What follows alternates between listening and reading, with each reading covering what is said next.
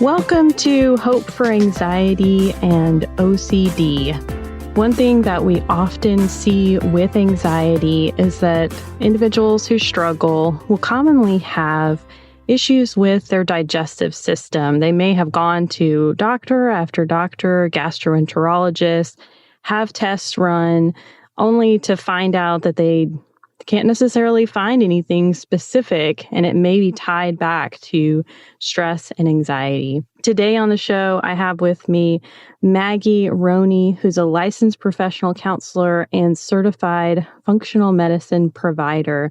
So we're going to be talking about the connection between anxiety and gut health today.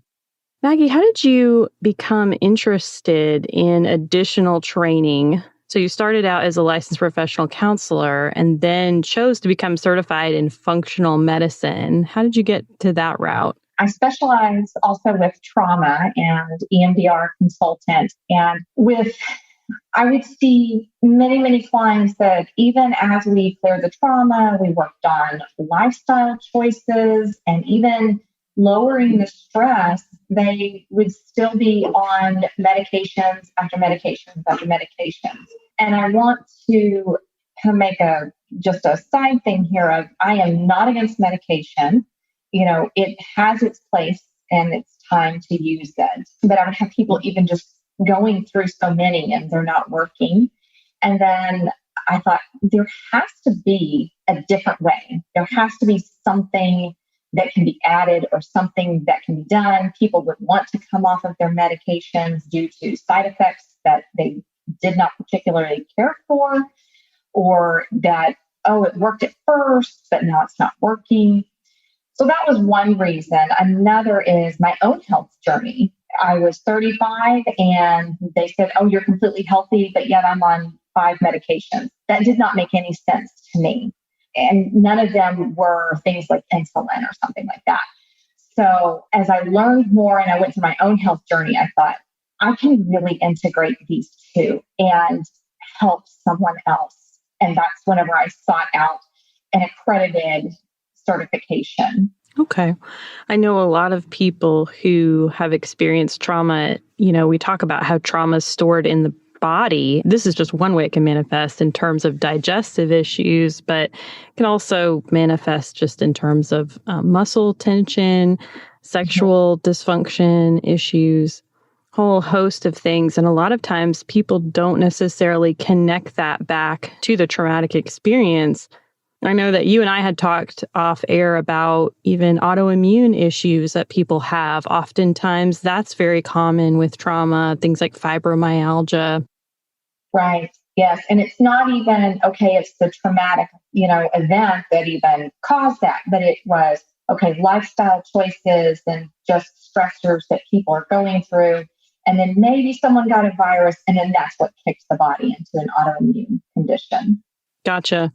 It's interesting to me how much overlap there is in our emotional, mental health and our physical health.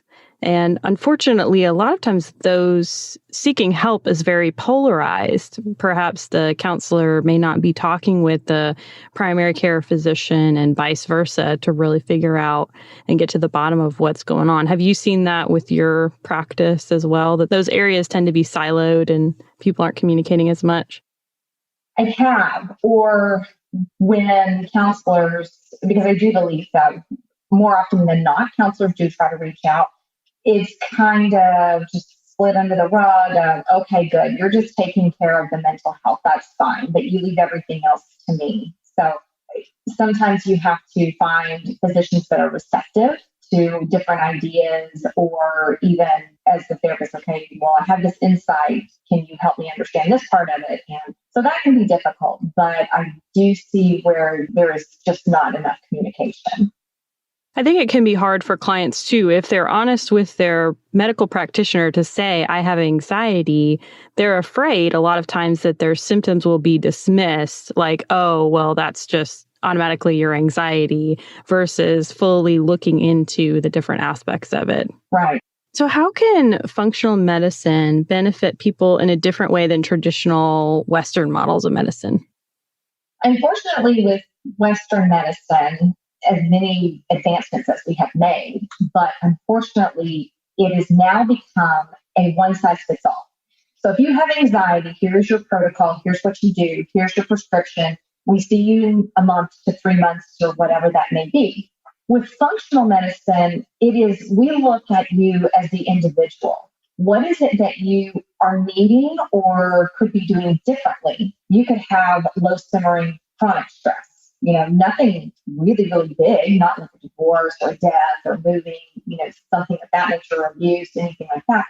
It could be an extremely high stress job. It can be that you have insomnia for some reason, but then we look at, okay, what's that reason? Do you have a mineral or a vitamin deficiency? Do you have a genetic capability or a genetic condition that makes it to where, okay, you may need a little bit more supplementation in one area versus another?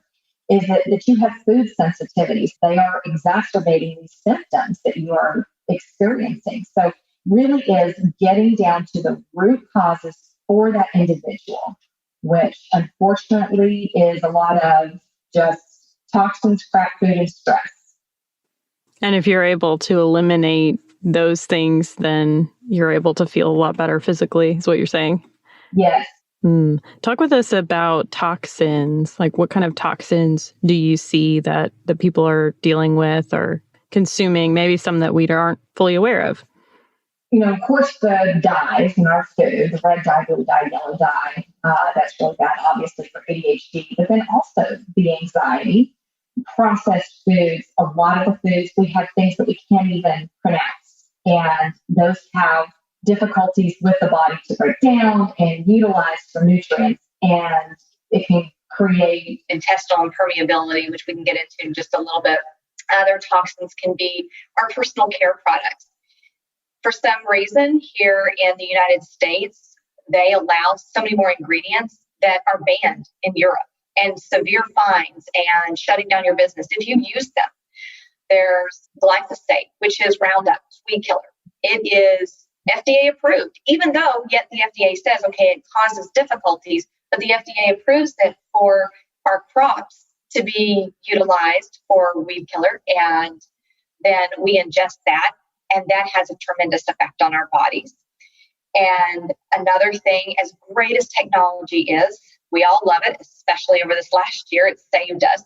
But all of the Bluetooth and the Wi-Fi and all of that, it has EMS, electromagnetic fields. That can be very damaging to our health. It causes our cells to oxidize or, cause the free radicals, which are very damaging to us. And then our bodies can't keep up and work on getting those out. It can be heavy metal toxicity. So not just lead, but mercury, amalgam fillings that you had 20, 30 years ago that can still be in the body needing to detox. And if our body doesn't do a job of detoxing, what it does is it just kind of stores it in the body, but then that inhibits functions that make us healthier. So why is gut health so important to our mental health? It used to be thought that serotonin and dopamine and all that is just made in the brain.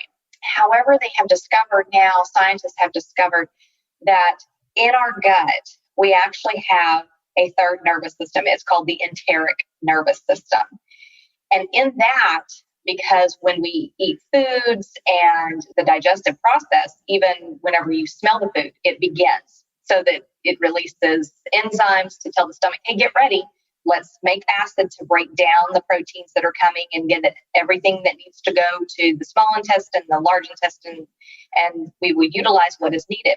Well, in our gut, we make 95% of our serotonin. Then It goes up a nerve called the vagus nerve. That goes to our brain. 60 to 70% of a person's dopamine, which is for motivation, is made in the gut. So if our gut is just trashed, again, antibiotics are needed, but if you are in your 30s to 40s, we came from the age of, we used antibiotics for everything. Sore throat, stuffy nose, headache, you need antibiotics. And so our guts are trashed because we have bacteria that live in our gut that help break down the food, that help intake the nutrients or, utilize those nutrients and get them to where they need to go to be used. And those nutrients are needed to make the serotonin, to make the dopamine. So that's pretty much why the gut is so important. That's so interesting to me because I don't hear psychiatrists talking about this with their patients when they're prescribing medication for, SSRIs or others for depression. They're not saying, hey, what is it that you're actually eating from a holistic view? Are you eating a lot of processed food? Are you eating a lot of fast food? And we get in this negative cycle where we don't feel good. So then we don't really feel like doing the good things for ourselves to take care of ourselves. And then we're putting that stuff in our body. And then we're back to not feeling good again because of what we ate or how we treated ourselves. It's a hard cycle, I think, sometimes for people to get out of. I mean, would you agree with what you've seen? Absolutely. You talked about psychiatrists not talking with their patients, and some of them just don't know. And it's not because they're not good psychiatrists, but in medical schools, they take 1 semester on nutrition. That's it. And they take 2 years on pharmacology. And again, highly respected, but unless they go out and they seek further education on that, then they won't know. And I'm sure they don't have time. It's the way it is. But yes, I wish that they would. And I wish that as needed as antidepressants are, or anti-anxiety or anxiety medications, something that we certainly never learned in school, or I didn't, was the longer you take SSRIs, your body just stops making serotonin because it figures, why? We don't need it. It's all whatever's already there. here. Yeah. So it kind of stops. And then, so when people decide, hey, I want to get off my medication, their body isn't used to making the serotonin. And that takes a little while. Sure. But it can rejuvenate and relearn to do that. Yes. Yes. Okay. Good. That's really interesting because those medications are often prescribed for OCD as well in certain higher doses. I think that this topic is very important. What kind of toll does stress, because you talked about stress a little bit earlier, and anxiety take on the body, specifically related to gut health? Like, how does that stress affect our gut? Whenever something major happens, your adrenal system goes into overdrive. Okay. That's when your sympathetic nervous system says, okay, it's fight or flight. We've got to go, do. And unfortunately, the brain can't tell us, or it doesn't decipher, oh, they're just doing normal everyday life. They're just really, really busy and they don't sleep long. So no, it just goes simply off of the nerves that are kind of firing in the brain of, we need to enact this. So that can be one thing, just a very high stress life. And you ask people today, are you stressed? No. Okay, well, how much do you work? Well, 70 hours a week. And that's anywhere from 50 to 70, I'm finding is a pretty normal amount, and then I have kids' activities and can't sleep. And then I'm taking care of my mom. And so all of those are stressful factors, even though for us, we have kind of gotten it ingrained in our brains. We go more, we do more, we get more done, and we're better. We're more successful, although we're feeling awful. So it can be something very simmering as a toxic situation at work, a very unhealthy marriage, just kind of day in, day out, to, yes, large event, grief or death or trauma of abuse or anything. We're definitely living in a day and age where more and more people are experiencing chronic stress. And I think you're right. They've just kind of normalized it. Like, well, isn't this what everybody does? You climb the corporate ladder and you have a family and you have a social life. And, I don't have time to exercise 3 times a week or prepare meals. And a lot of it's in our priorities and what we're choosing to spend our time on. Right. So is that something that you do as part of the functional medicine approach, is help people figure out how to make the dietary changes and the lifestyle changes that they need in order to feel better, take better care of themselves?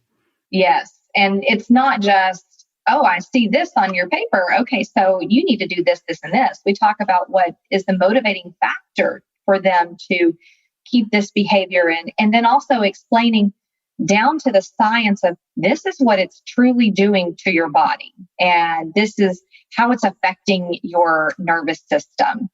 And if you are in constant sympathetic nervous system mode, you're not digesting your food. You're not replenishing. You're not sleeping, truly sleeping to where your body restores itself. You're not getting to the place where your body can utilize the food you even eat. It won't even recognize it.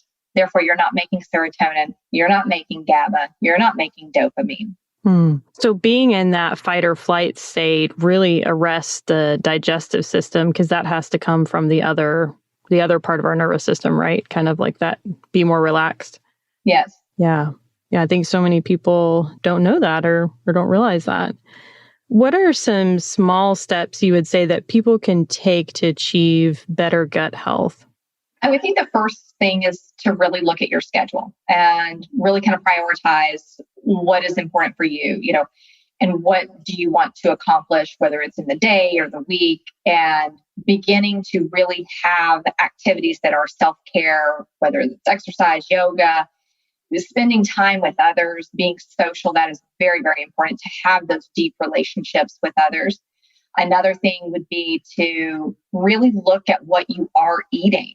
This doesn't mean you have to eat salads all the time and never enjoy anything. Trust me, I love some pizza. And if you put peanut M&Ms in front of me, it's going to be really hard to turn them down, even though I know I'm going to feel awful the next day.